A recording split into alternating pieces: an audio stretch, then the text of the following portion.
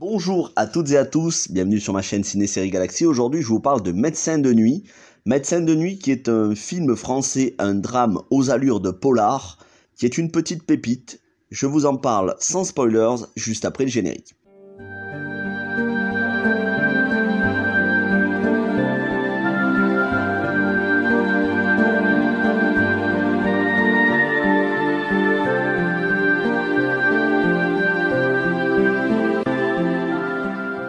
Alors il faut savoir que c'est un film réalisé par Elie Wajman qui avait déjà réalisé en 2015 Les Anarchistes avec Tahar Rahim et qui a réalisé plusieurs épisodes de la série de Canal+, Le Bureau des légendes, où il y avait déjà certains acteurs, ou plutôt une actrice, Sarah Giraudot, qui joue ici dans le film.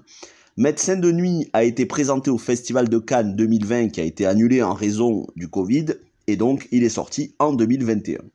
Son casting est restreint mais excellent. Vincent Macaigne, Sarah Giraudot et Pio Marmaille. Vincent Macaigne, vous avez pu le voir dans Eden de Mia Hansen-Løve, dont j'ai fait la critique sur la chaîne, un film sur l'univers de la musique électro-française, ou encore Le sens de la fête de Nakache et Toledano.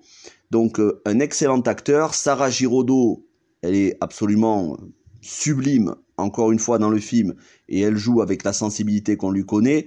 Elle, on a pu la voir dans la comédie Papa ou Maman 2 avec Laurent Lafitte, mais surtout dans Le Bureau des légendes, et dans un film où elle jouait aux côtés de Pio Marmaille, Vendeur avec Gilbert Melki, film d'auteur très intéressant qui avait pas mal de points communs avec ce film, c'est-à-dire des drames aux allures de films noirs, et donc Pio Marmaille qui jouait dans ce film-là.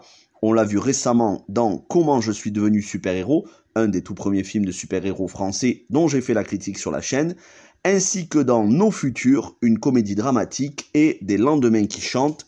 Tous ces films, Nos Futurs, Des lendemains qui chantent, Vendeur, Eden, étant sortis à peu près à la même période, 2014-2015, ce sont tous de très bons films d'auteur.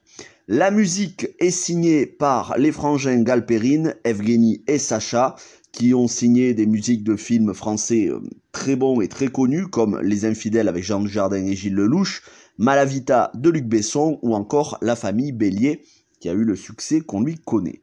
Alors de quoi parle ce film ? Le postulat est très simple, en 1h20 d'ailleurs, la durée de ce film est un des points positifs, je vais y revenir, mais on y suit Michael, médecin de nuit, qui a bien souvent affaire à des toxicos et qui a été entraîné malgré lui dans un trafic d'ordonnances de Subutex, un substitut de drogue, par son frère, son cousin pharmacien Dimitri, joué par Pio Marmaille. Et il va vouloir cesser cette activité parce qu'il commence à avoir une enquête de la part de l'ordre des médecins, et en même temps dans sa vie privée il commence à avoir aussi des problèmes avec sa femme puisqu'il trompe sa femme avec la fiancée de son cousin jouée par Sarah Giraudot. Donc à travers cette nuit, il va essayer de se sortir de tous ces problèmes-là. Et est-ce qu'il va y arriver ? Eh bien, c'est une critique sans spoilers, donc je ne vous en dis pas plus. C'est un drame, comme je vous disais, aux allures de polar, noir, tendu. D'ailleurs, le parti pris de tournage est de tourner quasi entièrement de nuit. Ça renforce l'immersion.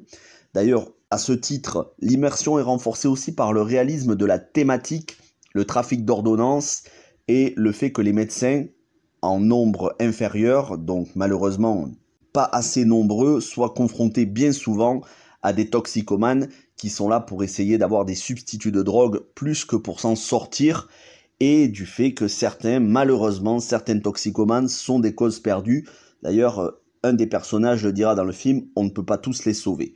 Et lui, ce docteur, ce médecin de nuit, Michael, il a bon cœur, il essaye à la fois de contenter son cousin qui s'est mis dans des problèmes et qui doit entretenir ce trafic pour rembourser de l'argent, et en même temps, il essaye d'aider les personnes à réellement s'en sortir, comme une toxicomane dont il va croiser le chemin, dont il va réellement s'intéresser à sa vie, comment elle en est arrivée à être toxicomane, et il va essayer vraiment de l'aider à s'en sortir.